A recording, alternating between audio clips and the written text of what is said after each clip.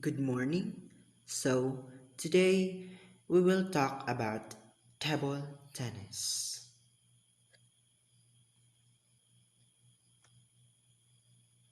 History of table tennis.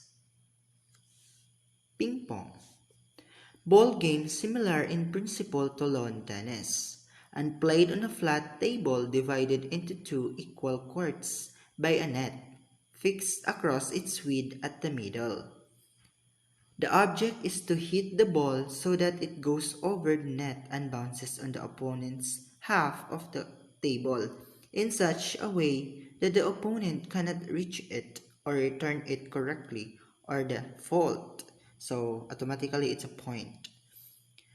The lightweight hollow ball is propelled back and forth across the net by small rackets or called bats or paddles held by the players. The game is popular all over the world. In most countries, it is very highly organized as competitive sport, especially in Europe and Asia, particularly in China and Japan.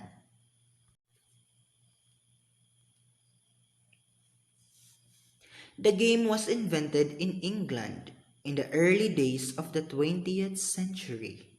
Was originally called ping pong, a trade name. The name table tennis was adopted in 1921 to 1922, when the old Ping Pong Association, formed in 1902, was revived. The original association had broken up about 1905, though apparently the game continued to be played in parts of England outside London, and by the 1920s was being played in many countries, led by representatives of Germany, Hungary, and England. The Fédération Internationale de Tennis de Table, or International Table Tennis Federation, was founded in 1926.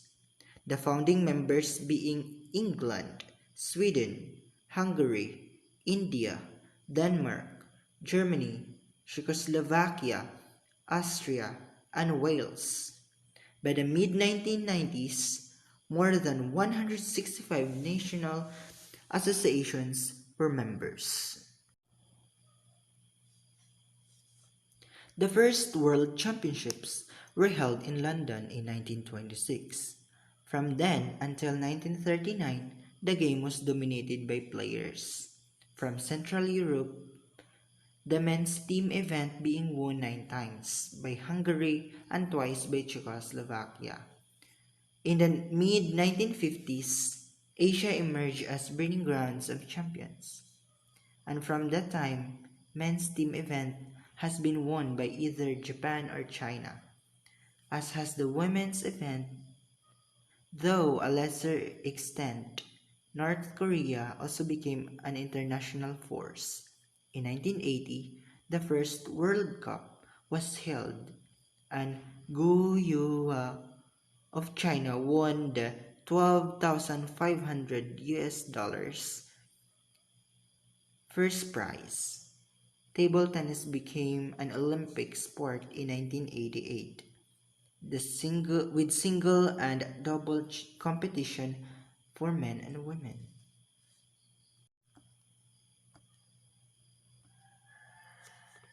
Table tennis, or ping pong as it is more commonly known in the US, was invented in 1880s Victorian England. It was an adaptation the popular game lawn tennis as a way of continuing to play inside during the winter when it was too cold to play outside. That is how innovative and creative people are. Recreational activities like table tennis or ping pong is the most suitable game that we could offer to all the countries who had a four seasons where they cannot play and roam around. Instead, they only play inside their houses. It caught on very quickly, being a lot more accessible for people to play at home as they didn't need to go outside a big outside space because ping pong is the equipments of ping pong is not that big, so it is more accessible inside the house and it doesn't need a bigger space for you to play. Trivia time. Did you know that the country with the most number of medals was not the England who founded the game? It is China. Yes, you heard it.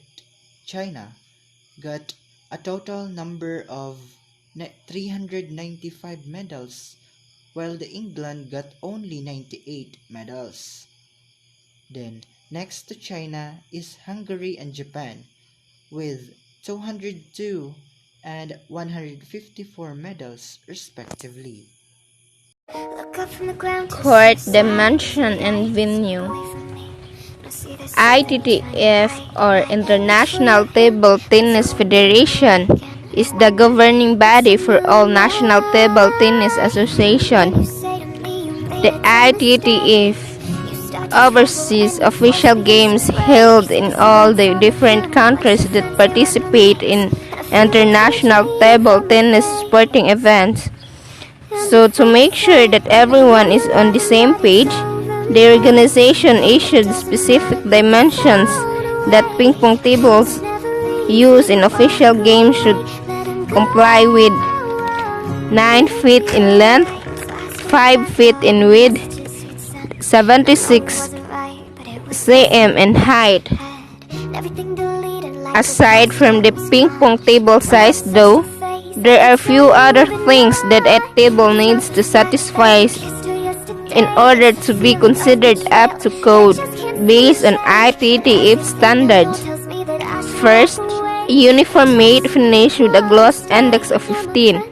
Second, generates a uniform bounce height of 23 cm when a standard ping pong ball is dropped vertically down on any part of the surface from a height of 30 cm.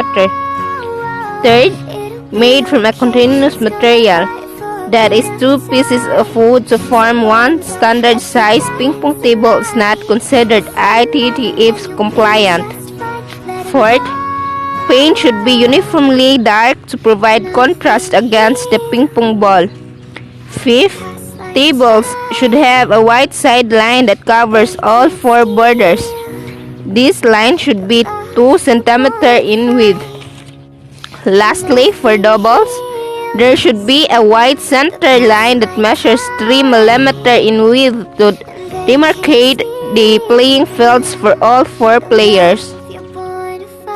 There are a few other considerations you might want to take into account if you want to comply with ITTF standards. This won't only help prepare you or your aspiring professional table tennis players practice your skills and styles, but will also make it easier to become accustomed to the standards used for the actual tournaments and table tennis events. Good morning, ma'am. I am Lovely Bayatlang and this is my report. Lighting. Ping pong should be played in a well-lit area with lighting to maximize the visibility of the players and the spectators. There are parameters set by ITTF to guide the organizers as to intensity of lighting, depending on the level of the tournament being played. Note that these standards are the minimum requirement. So it means that when you are playing a ping pong, the lighting must be maximize the visibility of the plate and section. And it was stated that ITTF set a standards that are the minimum requirements, such as World Championships and Olympics, 1,000 lakhs and 5 meters above the ground. All other international events, 750 to 1,000 lakhs at 4 meters above ground level. National and local league, 500 lakhs and 3 meters above the ground level. Recreational play and training, 300 lakhs at 3 meters above the ground level. Next is ceiling height. The previous parameters of lighting should set the standard for ceiling height. So at the recreational level, the ceiling should be at a height of at least 3 meters. For world championships and Olympic events, the ceiling should be at least 5 meters high. Next is flooring. As a general rule, the table tennis should not be played on cement floor or carpeted floor.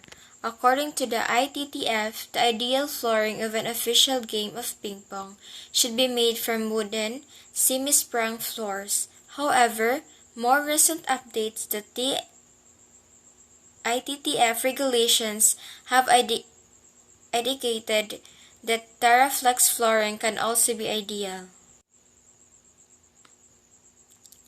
In terms of color, the floor should have an obvious contrast while the playing surface so as to improve the visibility of the ball during play. It also required that the floor be perfectly level, allowing players to move around without the risk of tripping, slipping, and falling. So the last one is the room temperature. The recommended temperature for an official table tennis match is at 15 to 20 degrees Celsius. The reason for the cold temperature is to reduce the player's sweat, allowing them to grip their paddles more efficiently as the games progress. Humidity should always be maintained at 40 to 50% so as not to affect the performance of the racket's rubber and table surface. If you're planning to host spectators, you might also want to consider their comfort. Of course, this becomes secondary to the way temperature affects the players, but it's worth factoring in nonetheless, especially if you have a large space. Wall colors. Some games are played with spectators at just around the eye level of the players, so their view of the ball might be more horizontal. That said, it's also recommended that walls be painted a dark color in order to increase the contrast between the ball and its backdrop.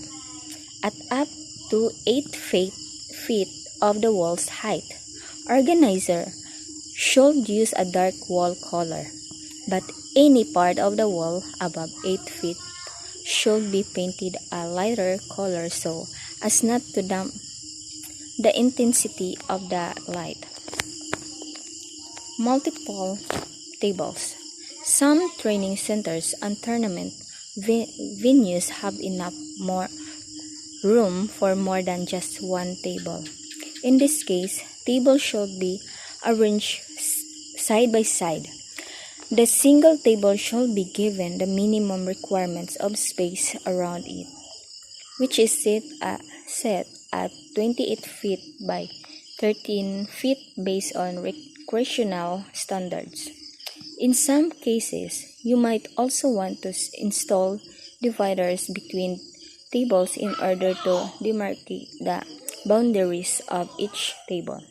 These barriers should outline the playing area and be at least 2.5 feet in height. Equipment of gears. Ball. The ball that used in the game weighs 2.7 grams. It is a small celluloid ball that is white or orange in color, depending on the preference of the player. They come in different qualities, with those possessing 3 stars being the best kind. It is recommended for beginners. Also, they come in variety of sizes ranging from 38mm to 54mm in diameter. However, the 40mm diameter ball is used mainly in international leagues and competition. It is the one specified by the International Table Tennis Federation or ITTF. Table tennis table. The important equipment in table tennis. It must be 9 feet long, 5 feet wide, and must be placed 30 inches above the ground. They come in either green, blue, or black color and are made from hardboard. The surface must be smooth to provide the lowest friction possible. Net and post. The net is both together with the table or rackets, or it can be both by itself. Net should be 6 feet long and 6 inches wide. It should have an upper white tape that is more than 15 mm wide. Also, it should include an assembly that can be attached to the middle of the table tennis table. Lastly, rubber, racket, or paddle. The table tennis racket or paddle is another piece of equipment.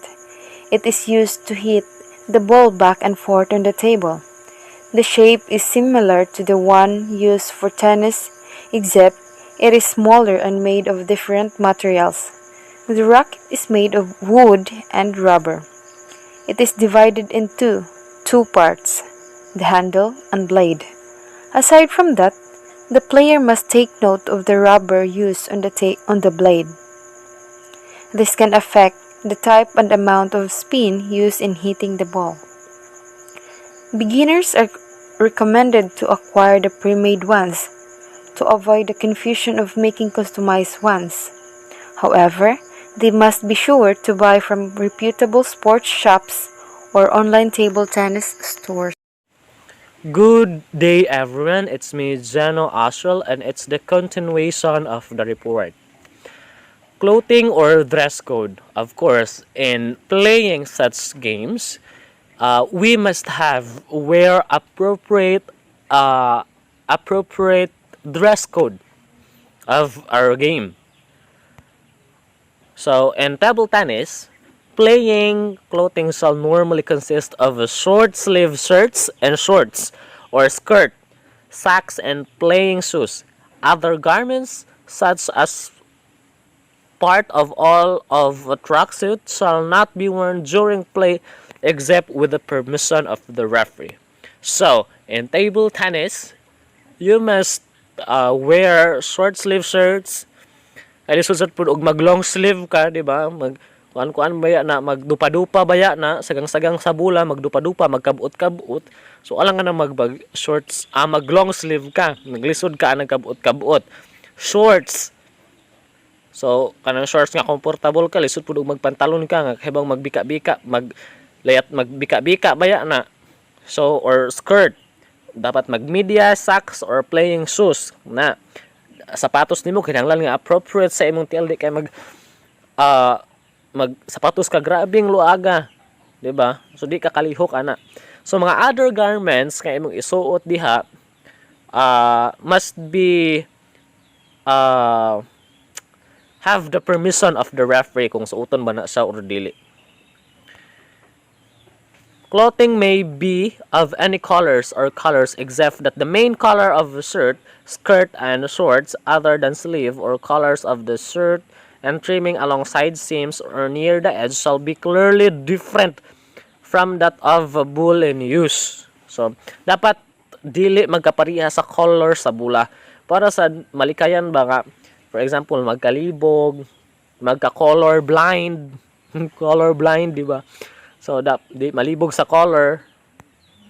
Ana. So, playing garments may carry the maker's normal trademark, symbols, or name contained within total of area of 24 square centimeter. So, sa imong sanina, naman dyan yung mga print. So, usually, let's have the maker's normal trademark. So, kung nagpagama ka, for example, nagpagama ka sa Adidas, diba? So, napuno siya dito nga. Ang trademark sa Adidas, ka dito man mo gipagama. Or symbol. For example, you are representing to the school. So, na symbol sa school, logo sa school. Or what printed something related, what printed picture related sa school. Or ang imungan, of course, ang imungan. Or napay uban, ang butangan pag numbers. Within just total area of 24 square centimeters. Siya. Then, not more than 3 clearly separated advertisement contained within a combined total area of 200 square centimeter in the front or side of a shirt, and 1 advertisement contained within total area of 200 square centimeter on the back of the shirt. So it means that around the 200 square centimeters, it must not combine 3 clearly separated advertisement. So dapat isa lang siya ka picture sud sa sa 20 square centimeter. Di mag sana magtapad ba daghan nga na okupar na jud na nahurot na jud tanan ang 20 square meters og print sa tulo ka kuan, di ba? So lain ang tan-awon nga imong sanina kadaghan ka jud mga printed nga ag uban pa dili related sa, di ba? Dili related sa for example sa school nga imong represent ana. So sa likod sad dapat sad only have contained within total area shirt or 1 advertisement contained within total area of 200 square centimeter on the back of the shirt. So mo to siya. Not more than 2 advertisement contained within combined total area of 80 square centimeter on shirts or a skirt. So there is no 2 advertisement contained within combined total area of the 80. So for example, dapat isa ra jud ang imong ipa advertise, isa ra ka print something kung ano, isa ra ka advertisement or isa ra ka logo, isa ra ka trademark, isa ra ka print imong gi naa diha sud sa 80 square meters sa imong short or sa imong skirt. Any markings or trimming on the front of side of playing garments and any objects such as jewelry worn by players shall not be conspicuous or briefly reflecting as the insight of the opponent. So for example, kana mga jewelries bitaw, for example, sparkling diamonds. Ano siya, example of jewelries. For example, bitaw kana magduwa ta. Kana nata sa adlaw, di ba mo reflect na mga diamonds na briefly reflecting as to insight the opponent, kanang mo reflect ka nagmata sa imong kontra dili na kakita. So bawal na siya. And of course kanang mo kuwanta mga dagkong mga necklace, ipatangtang sila siya kay makasabod sa racket nimo sa tennis, imong mga burloloy, di ba, magsabod-sabod. So it is not unnecessary na suoto na nimo sa imo siyang hubuon when it comes playing bisag dili sa table tennis, sa tanang sports jud.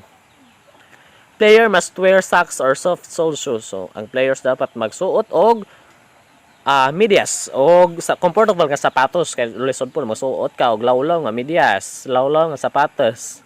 Sa una lang mo paglayat-layat o bika-bika og you cannot move freely kung dili ka comfortable sa sapatos nga imong gisuot. And clothing shall not carry design or lettering which might cause offense or bring the game into disrepute. Absolutely no playing without a shirt, no cat-Fs, no jeans, and no tank shirts. Women may wear sleeveless blouse. So, jump kanang for example, lagi mong sanina, a very design very discrimination. It's very discriminating. Na mga bad nga mga words, di ba? So can offense, might cause offense or bring the game into disrepute. So ano siya, bawal na siya. Bawal sad magsuot nga ng mga, for example, long sleeve, mga cut-offs, mga gisi-gisi, mga ripped jeans, mga ripped jeans. Kahibang kanang magbika-bika biya na mo pantalon. So women may wear sleeveless blouse. So sleeveless. Kanang sleeveless ba kanang murag sando. So technical and tactical skills. 6 table tennis tactics. Number 1, use the following tactics to improve your game. Number 1, play on your opponent's weakness. So, add to duwa ang game sa weakness imong opponent. For example, hinay siya og spiking. Di siya kasagang og spiking. Ya ikaw master ka in spiking. So sige jud kag spike kay para makadaog ka, di ba? Weakness ang imong kontra og spike, so ikaw master ka in spike. Then do spiking. Number 2, play consistently and don't make unforced errors. So be careful jud in playing. So na masayo ka nang ma-out, ma-foul, di ba? So likayan jud na siya nimo. Move your opponent around the table. So imong palihok-lihokon anang imong padagandaganon nimo ang imong kontra around the table. So tira ka diri sa right side, next tira left side na pod, ikuman sa center na pod. So he can maluya man siya dana, he cannot detect where kung asa siya mosagang sa right ba sa left nga na maluya na siya na. Vary your strokes. So vary the speed, spin, direction of your stroke. Play to your own strengths. So if your strength nimo spiking, so play in spiking kay haod makakadana. So number 1, attacking offense style. So strengths will gain maximum advantage from third ball attack. Number 2, can vary spin and speed. 3, continual use of top spin makes it difficult for opponent to make opening. Weakness, very physical demanding, more time needed to recover, slightly longer stroke, vulnerable to change in pace to upset timing. So counter hitter blocker. 2, strength, speed of reaction and anticipation. Take ball early. Use opponent's speed and top spin. Weakness and vulnerable to change in pace and spin. Often find several backspin difficult. So free defensive style, we have strengths, patience and consistency. Number 2, will vary spin. 3, may use a racket with different rubber on each side to produce different effects on the ball. Weakness, very physically demanding, can be moved about a great deal in and out and from side to side. Number 2, may not be able to attack short balls.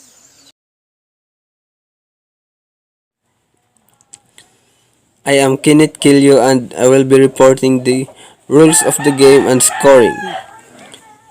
Official rules of table tennis. We've summarized the essential ping pong rules from USA Table Tennis right here to help you settle those garage or office disputes.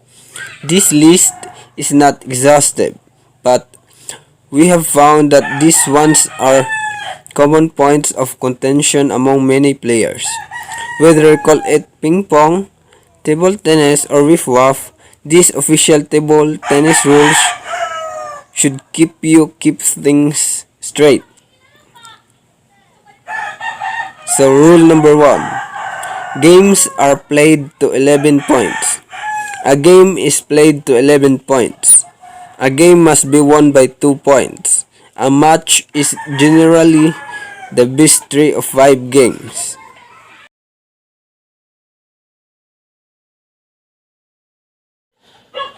Rule number 2. Alternate serves every 2 points. Each side of the table alternates serving 2 points at a time. Exception: after tied 10-10 score, juice or tabla, service alternates at every point. Can you lose on a serve in ping pong? Yes. There is no separate rule for serving on game point.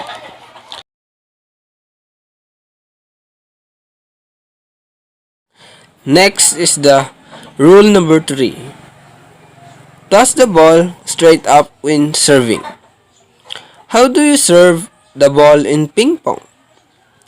Hold the ball in your open palm behind your end of the table. Toss at least 6 cm straight up and strike it on the way down. It must hit your side of the table and then the other side. Note: once the ball leaves the server's hand, it is in play, and so counts as the receiver's point if the ball is missed or mishit.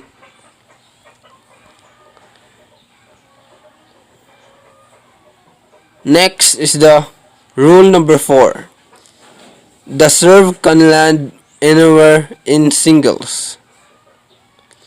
There is no restriction on where the ball lands on your side or your opponent's side of the table. It can bounce 2 or more times on your opponent's side. If so, that's your point. Bounce over the side or even hit the edge.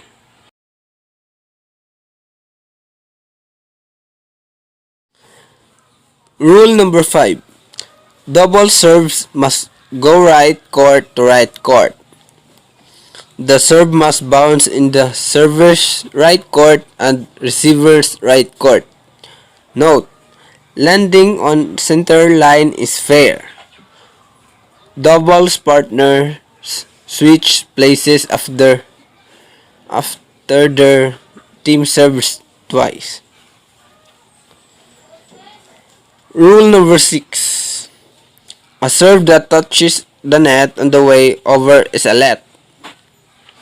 Can the ball hit the net in ping pong? Yes. During a rally, if it touches the top of the net and then otherwise lands as a legitimate hit, but not when serving.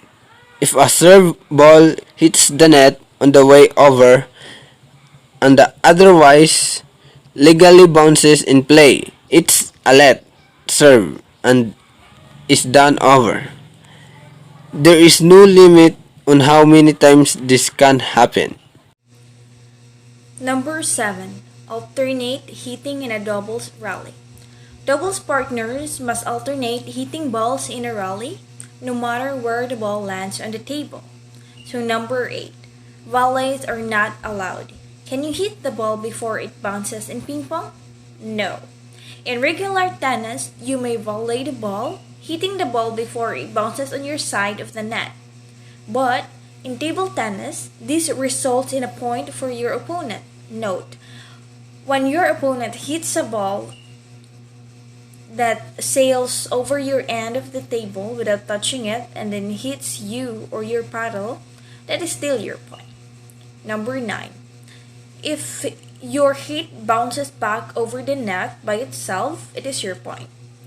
If you hit the ball in a rally or in a serve and it bounces back over the net after hitting your opponent's side of the table due to extreme spin without your opponent touching it, that is your point. So number 10. Touching the ball with your paddle hand is allowed. So what happens if the ball hits your finger or hand during a ping pong rally? If the ball touches your paddle hand, it otherwise results in a legal hit, there is no rule violation, and play shall continue as normal. Your paddle hand includes all fingers in hand area below the wrist. But what if the ball touches a player's body anywhere else during a ping pong rally? You may not touch the ball with your non-paddle hand for any reason. It will result in a point of your opponent, but if your opponent's hit sails over your side of the table without touching it and hits any part of you or your paddle, that is still your point. So 11. You may not touch the table with your non-paddle hand. You may touch the ball or the table with your paddle hand after reaching it to return a short serve, for example, or other parts of your body.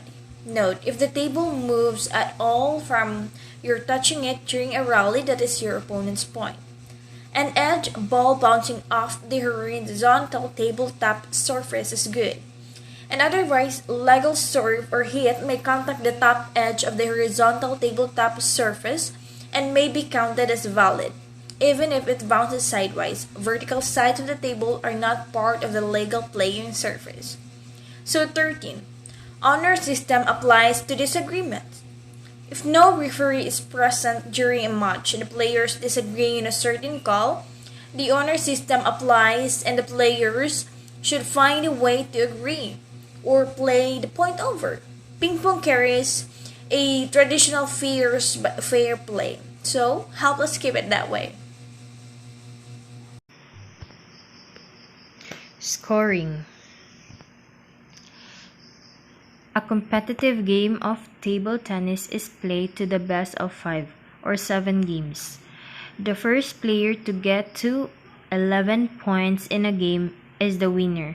However, if a game is tied at 10 to 10, a player must win a game by 2 clear points. You do not lose service if you lose a point. Each player must serve for 2 points in a row before handing the service over their opponent. Officiating. For every table tennis competition, a referee is appointed with a deputy who can act on their behalf. The referee is required to be present at the venue throughout a tournament and is required to uphold the rules. During a table tennis match, an umpire is appointed to decide on the result of each point or rally. The umpire is required to use their judgment when applying the laws and regulations of ITTF. Where the umpire is officiating alone, their decision is final and they should be seated about 2 to 3 meters from the side of the table in line with the net. Objectives of the game. The overall objective of the game of ping pong is to win the match by winning enough points to win more than half of the number of maximum possible games to be played between you and your opponent or singles, or you, your partner, and your 2 opponents in doubles. As secondary objectives, and some would say the main objectives, is to have fun and get a bit of exercise at the same time. So that's all my report. I'm Miss Rilyn Torrevillas. Thank you.